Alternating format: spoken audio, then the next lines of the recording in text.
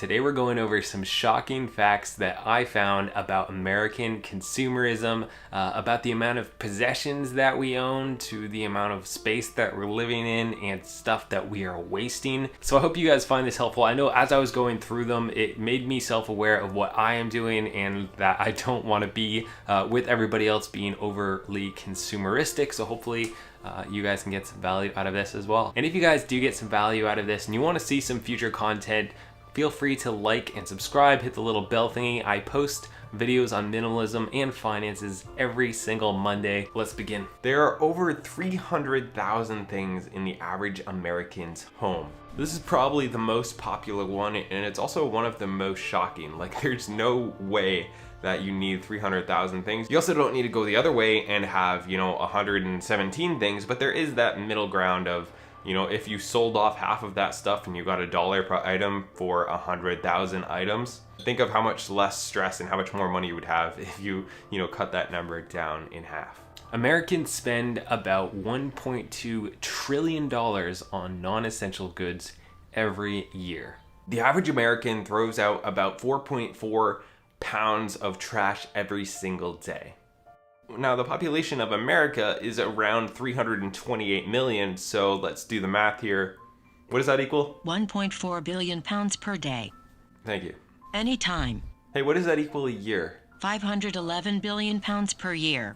That's an insane amount of stuff that we are just consuming, and it really just shows the consumer mindset of America, where everything is, it can be trash, it can be buying more clothes and throwing out old clothes, it could just be getting rid of your old phone and going to a new one, like all these things that we just continue to cycle through when it's not really necessary. With that rate per person, we are one of the highest averages in the world, per person. So I think it's really important to try to lower that as much as possible, be a lot more sustainable, and just stop cycling through stuff, because that's a lot of money that we're throwing away as well. Recently, the home storage industry has been going up by about 10% per year, and since the early 2000s, it has doubled. This kind of goes to show that we have too much stuff and people are trying to find a way to deal with that. And a lot of people, instead of embracing minimalism and trying to just narrow down their possessions to what's truly important to them, decide to go a different way and spend money to try to fix the problem and try to organize their stuff. But a lot of times you can't just organize your stuff in order to keep your house clean and simple. You have to stop consuming and also start getting rid of some of the excess stuff that you do have. And Americans throw away about like 30% of their food. So I like to look at that as, let's say you spend $300 a month on food and you throw 30% of that away, whether that's, the stuff that's in the Tupperware in the back of the fridge or whatever, then you're throwing away $100 a month. So every time you're throwing something away, try to think of the dollar value of that. Maybe this is $20 that I'm throwing away, or $5 or $1, because you'll see that like you're literally just taking a 20 and throwing it in the trash.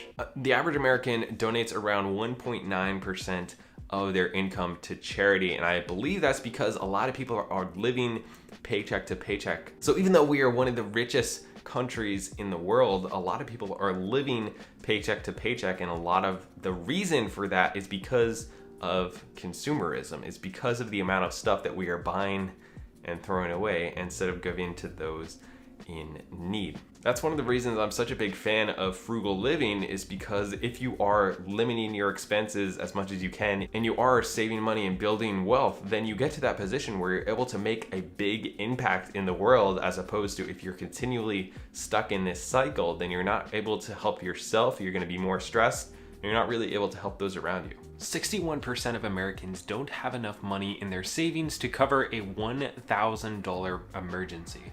And 40% of Americans don't have enough to cover a $400 emergency. That's a huge portion of the population that, again, is living paycheck to paycheck. And one little emergency, like having car issues or being out of work for a while, any little thing can put them into a spiral of things just getting worse and worse, and having to get into high interest consumer debt and credit card debt just from that one little thing going wrong. The average home has more TVs than it does people living in it. And those TVs are turned on 1/3 of the time, over 8 hours a day. That's an insane amount of time consuming content, consuming ads, which can lead to more cycles of unhappiness, more cycles, of spending money. So just getting rid of half the TVs in your home can make you actually spend a lot less time watching those TVs, and also, spend more time doing things that are valuable, whether it's earning money or hanging out with people. I'm not saying to get rid of TVs entirely. I do think there is a place for them when you're able to hang out and de-stress,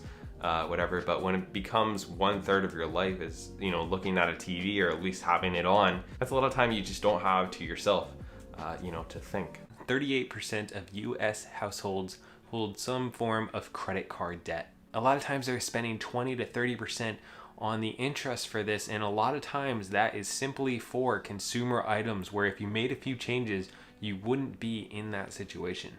33% of Americans do not have any money saved for their retirement.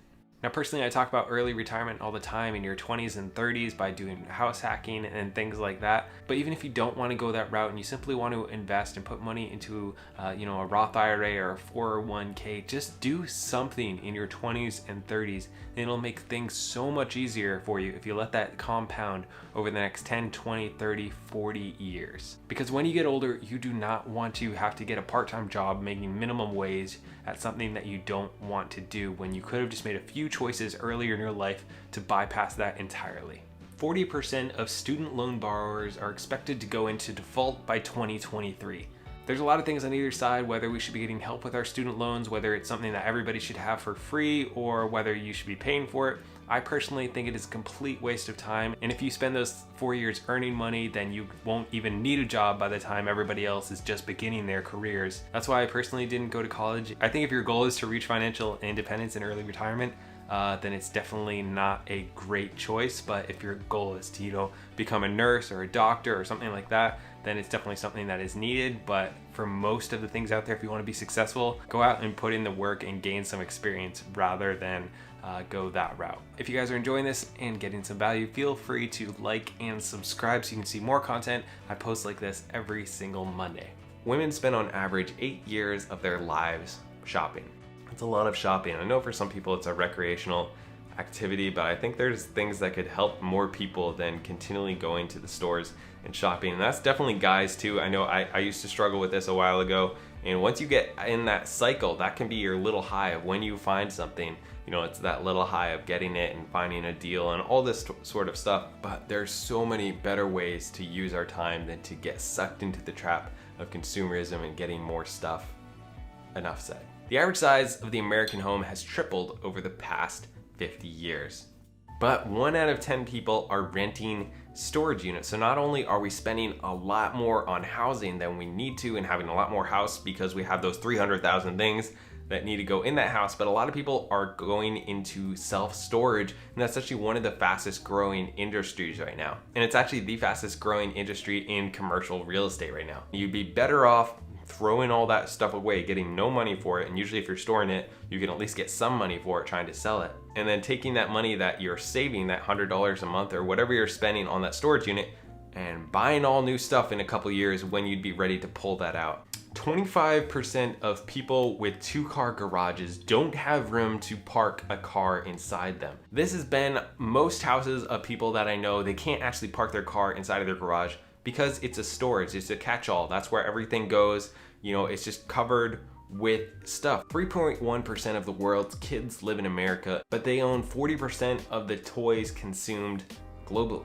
The average 10-year-old owns over 200 toys, but usually plays with about 12 on the average day. Just off the bat, I am not a parent yet, but I do see this cycle of people didn't have things when they were younger. Maybe you grew up rough or you always wanted something, and then you end up overcompensating and giving your kids too much stuff. And that starts to form in them habits where if they see something, they end up getting it. They get that little high of playing with it, and then they put it in the closet and they move on to the next thing. And that habit that is formed in childhood can really set you back later in life when you start doing that same thing, but the things get more expensive. Maybe it's clothes, maybe it's electronics or cars or whatever. You see that, you end up not having that delayed gratification because you didn't have to practice it as a child, and it ends up getting you into a lot of debt and a lot of issues in the future.